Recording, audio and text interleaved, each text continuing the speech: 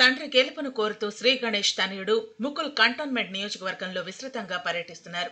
తన తండ్రి కుటుంబం కంటే కంటోన్మెంట్ ప్రజలకే ఎక్కువ ప్రాధాన్యత ఇస్తారని, అలాంటి ప్రజానేతకు సికింద్రాబాద్ కంటోన్మెంట్ ప్రజలు ఒక్క అవకాశం ఇవ్వాలంటూ శ్రీ గణేష్ తనయుడు ముకుల్ కోరారు.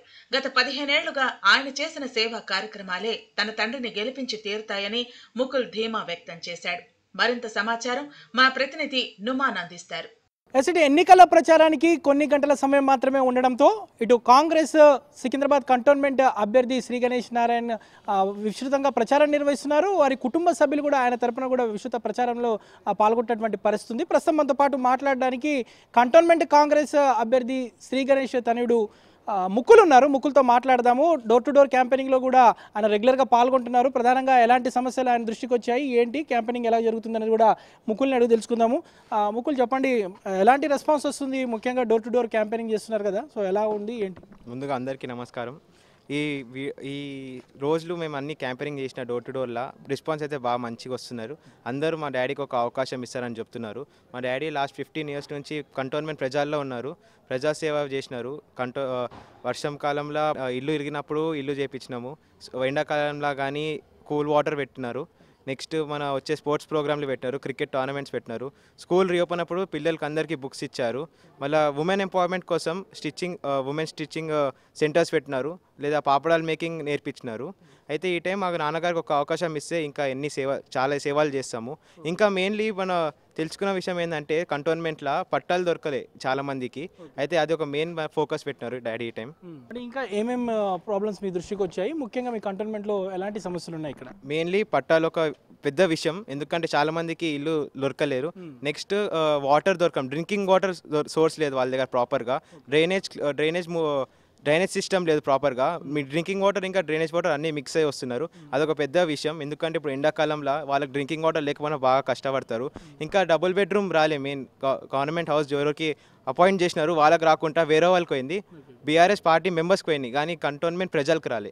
డాడీ రెగ్యులర్గా కూడా సోషల్ యాక్టివిటీస్ చేస్తుంటారు, పార్టీలో పొలిటికల్గా తిరుగుతున్నారు. ముఖ్యంగా ఈ 2-3 మంత్స్ నుంచి మాత్రం పూర్తిగా ఈ బై ఎలక్షన్ కోసమే ప్రిపేర్, అసలు ఫ్యామిలీతో కూడా స్పెండ్ చేయలేనటువంటి ఎలా అనిపిస్తుంటుంది అప్పుడు? మా నాన్నగారు ఇంటికన్నా ప్రజల్లో ఉండి వాళ్ళ సేవ చేయడమే వాళ్ళకి ఇష్టం, చాలా ప్రిఫరెన్స్ ఇస్తారు.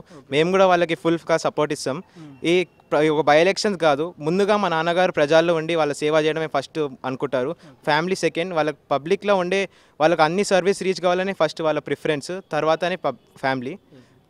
చెప్పండి సార్, ముఖ్యంగా విస్తృత ప్రచారం జరుగుతుంది, ఇంకా ప్రచారానికి కొన్ని గంటల టైం మాత్రమే ఉంది, సో ఎలా జరుగుతుంది? ఈ కంటోన్మెంట్లో 8 వాళ్ళు కానీ మోండా 150 డివిజన్లు మాత్రం ప్రతి వార్డు ప్రెసిడెంట్, కార్యకర్తలు, కాంగ్రెస్ లీడర్లు బస్తీకి వెళ్ళి మన ప్రభుత్వం, ఇప్పుడు కాంగ్రెస్ ప్రభుత్వం గణేశన్న గారు సేవలను చూసి ముఖ్యమంత్రి గారు అవకాశం ఇచ్చారు కాంగ్రెస్ పార్టీ తరఫున. ఇవాళ ఒక్కొక్క దగ్గర మేము ఇంటింటి పోయినప్పుడు మాత్రం ఇంతకుముందు అన్న 2 సార్లు ఓడిపోయినా కానీ ఈసారి మళ్ళీ అన్నకే ఇస్తాను, ఓటేస్తాను చెప్తున్నారు. ఎందుకంటే ఆయన చేసిన సేవా కార్యక్రమం 15 సంవత్సరాల నుంచి చాలా ఉన్నాయి చెప్పాలంటే.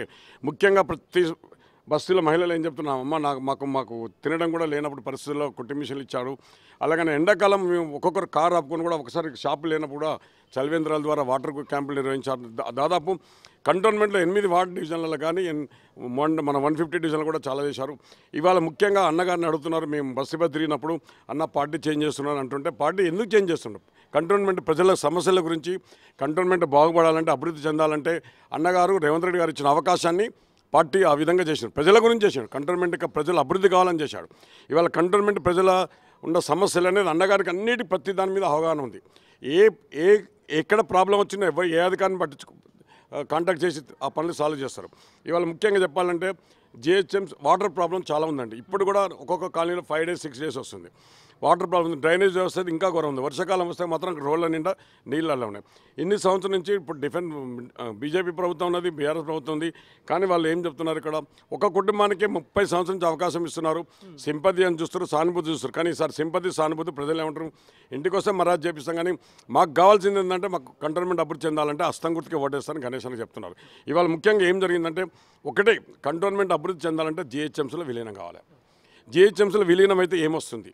కొన్ని సంవత్సరం నుంచి అట్లే చెప్తున్నారు. కానీ రేవంత్ రెడ్డి గారు, ముఖ్యమంత్రి గారు సీఎం గారు ఇక్కడ 2 సార్లు ఇచ్చేసినారు. మన అన్నానగర్లో కానీ పికెట్లో కానీ రోడ్ షోలో వచ్చినప్పుడు అన్ని కంటోన్మెంట్ సమస్యలు, మల్కాజ్గిరి ఎంపీ ఉన్నట్టు చెప్పండి, ఆయన సమస్యలు అన్నీ తెలుసు, కంటోన్మెంట్ ఎలా అభివృద్ధి చేయాలని తెలుసు.